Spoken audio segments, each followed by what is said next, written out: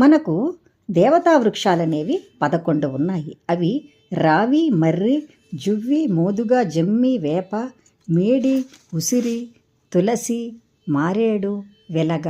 వీటిలో రావి, మర్రి, మోదుగ, ఉసిరి విష్ణువుకు చాలా ప్రీతికరమైనటువంటి వృక్షాలు. వేప, తులసి లక్ష్మీదేవికి, మేడి, మారేడు బ్రహ్మదేవునికి, శివునికి ప్రతీకలుగా శాస్త్రాలలో చెప్పబడ్డాయి. ఇవి ఈ లోకంలో దైవ కార్యాలకు ఉపయోగిస్తారు. స్వర్గలోకంలో దేవతా వృక్షాలు కొన్ని ఉన్నాయి. అవి పారిజాతము, సంతానము, కల్పవృక్షము, హరిచందనము. ఈ కల్పవృక్షం గురించి అందరము వింటూ ఉంటాం కదా. స్వర్గలోకంలో ప్రసిద్ధి చెందినటువంటిది ధేనువు కామధేనువైతే, స్వర్గలోకంలో ప్రసిద్ధి చెందినటువంటి వృక్షము కల్పవృక్షము. ఈ కల్పవృక్షము అన్ని వస్తువులు ఏవి కోరుకుంటే అవి ఇస్తుంది. కామితార్థాలను